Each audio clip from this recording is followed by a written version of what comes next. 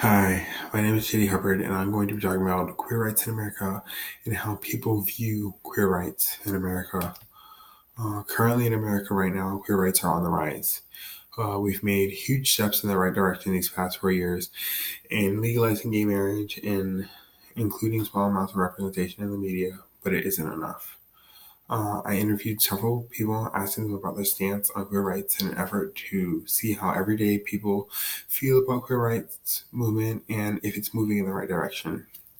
Because of my limited resources, I was only able to interview people who attended Freedom High School, so I was unable to find anyone who did not believe in the stance for queer rights. But I was able to find a website that believed that homosexuality is a carnal sin. So I'm starting off with questions that I asked that really stood out to me. And it started when I was interviewing. It started with people that when I was interviewing, I originally started off every interview with asking them the question that now that same-sex marriage is legalized in America, is the right for queer rights over? And uh, essentially, I was met with the same answer every time, which was a firm no. Um, Whenever I asked them to elaborate or they elaborated, I was told by Melissa Abel that queer people still face challenges day to day that straight people don't have to face. And until queer people have the same sense of security in their homes, jobs, and everyday life, equal rights hasn't been achieved. Um, so, one of the things I did not expect when I began this project was for my point of view to be challenged or changed in any way. I believe that since I am queer, how I feel about queer rights is the only way. When in fact there are other sides of the coin when reviewing rights that could change how you view things. When interviewing Melissa Abel and Matt Rossman, they brought up very good points when I asked them whether or not queer men who had sex with other queer men should be allowed to give blood. They stated that since HIV is more prominent in queer men than any other demographic, it is possible that hospitals do have to be more careful when dealing with this issue. I went on to explain that while yes, HIV is more prominent in queer men, that doesn't mean that straight people are safe either from HIV. And while I do understand that they're coming, and while I do understand where they're coming from, an infinite deferral is for giving blood isn't how it needs to be handled. And the basics of getting blood from a gay person and putting that infinite deferral really isn't so much for protection and so much as it is homophobia. The basis of it is rooted in homophobia, and the process of how it's going to work, and how it's going to be focused needs to be revisited. Um, when dealing with my next topic is conversion therapy, and when dealing with sensitive issues like conversion therapy, there really is no way to get into this issue without poking at the cause. And the unfortunate cause of conversion therapy is the heteronormative society that we live in, the cisgendered heteronormative society that we live in, along with Christianity, which does promote some homophobic values, or some people interpret certain scriptures as homophobic. There are currently studies done by unqualified scientists who believe that conversion therapy is safe and it betters mental health. They believe that following God would change someone's physical attraction, even though after countless research done by the APA, the American Psychological Association, proving that conversion therapy doesn't work and causes mental health problems in people, it's still legal. But it does need to be banned and abolished as soon as possible in every state. It is endangering lives. Um, um, so when I did this interview, I realized that there are really two people who I should interview because they're kind of really only two sides of the story. Let me just readjust this camera. There are only really two sides of the story. There's the queer side and there's the straight side, and we just had to this find how they feel, how they both feel about the issue.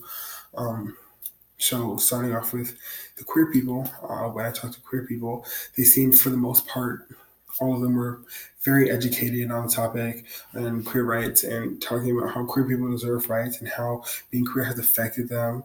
But growing up in the Nova bubble, for the most part, none of them have experienced major backlash for their sexuality. But they have all, every single one of them heard it and they heard of it and they fear the backlash that they could face in their day-to-day lives as they get older. And they come encounter with the real world outside of their Nova bubble. Some of them find out that some of them, like some of the people I interviewed, I found haven't come out yet and find it difficult to find a place to start because they haven't come out.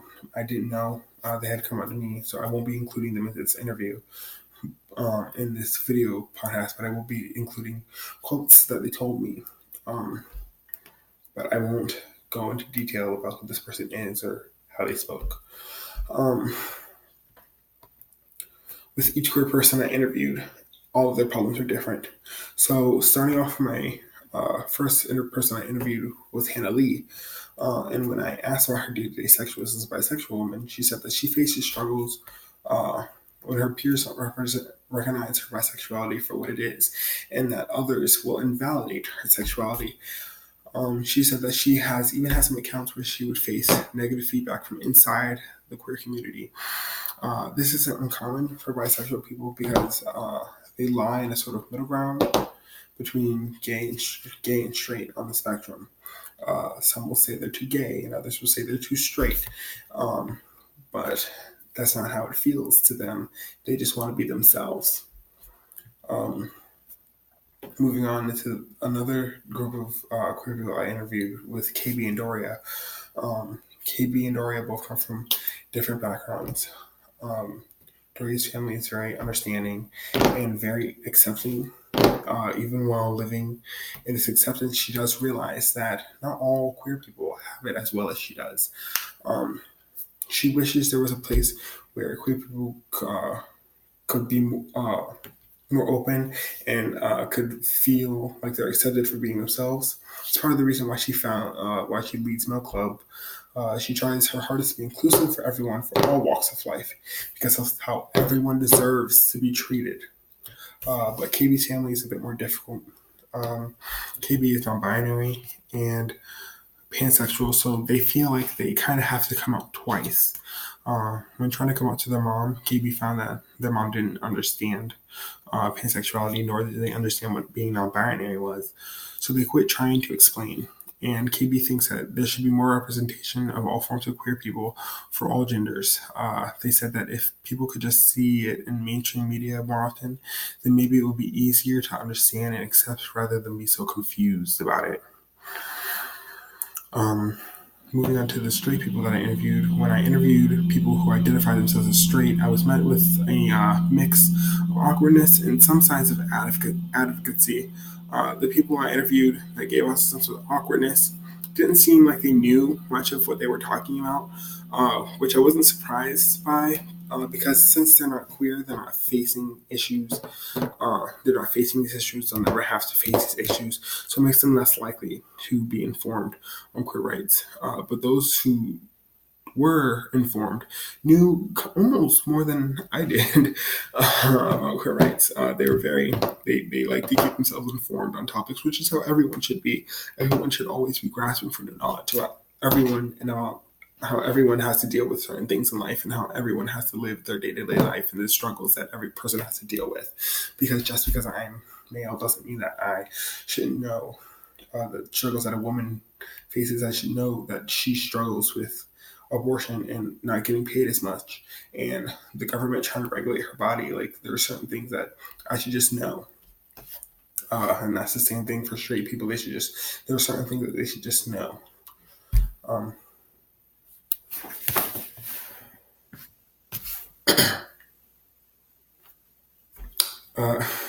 Melissa Abel was a fantastic conversationalist. She was a fantastic person to interview. She brought to the table what I was hoping to get from every person that I interviewed, which is an educated conversation about queer rights and the lack thereof in this country. The one thing I did not expect from her was to disagree with the statement that all queer men should be able to give blood.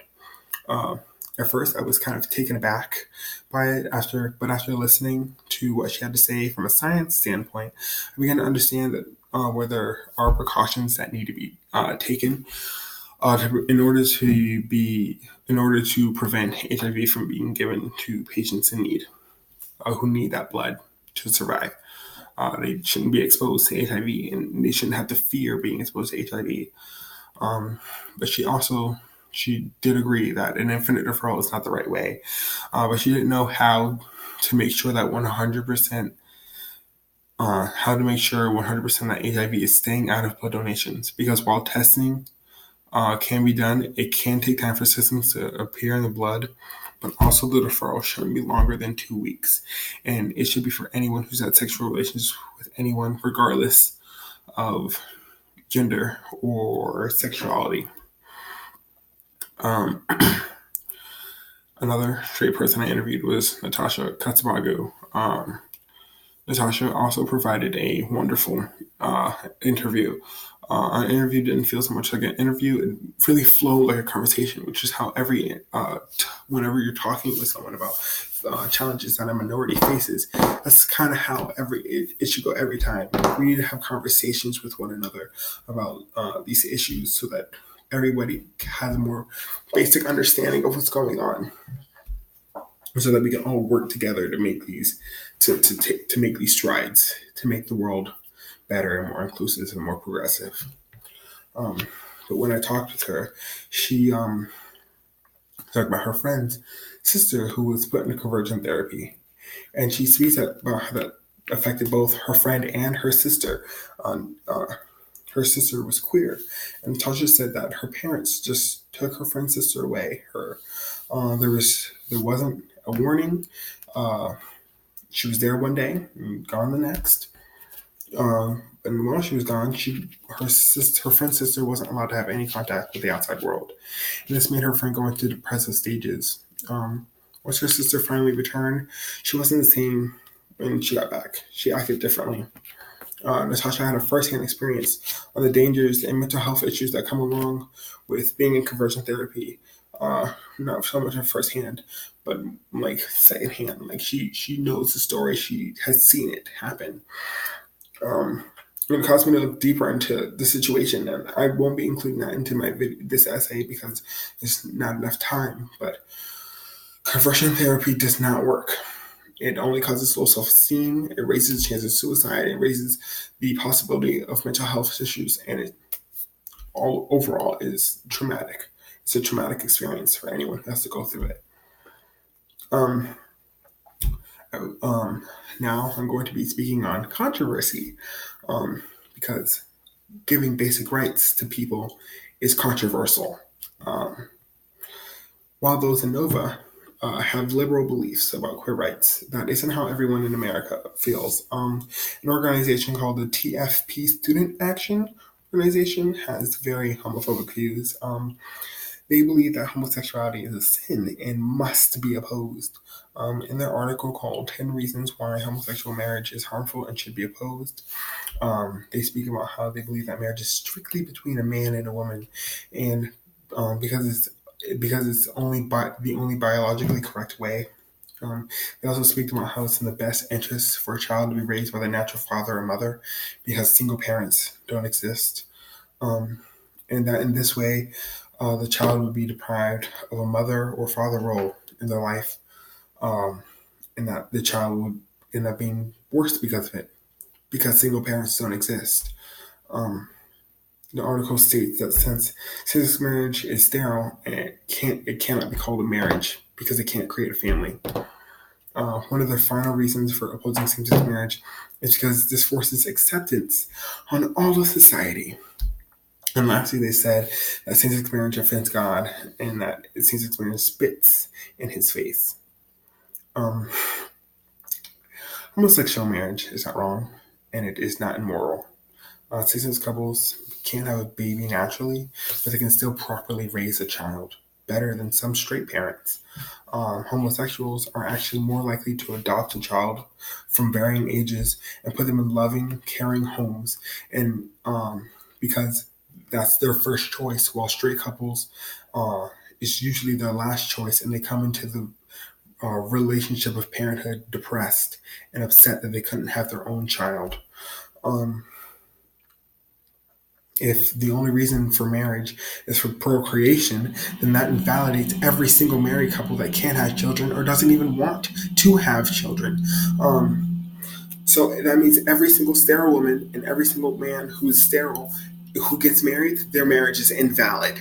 Homosexual marriage needs to be accepted along with other issues that face the queer community. We're not asking for privileges. We're asking to be treated the same as someone would treat a straight person. And that shouldn't be a concept that is so difficult to understand and grasp. The church and all of the forms of religion, every single form of religion, doesn't have a place in the government. So basing the argument of the Word of God or the Bible or the Quran or any other form of the Word shouldn't be in the government.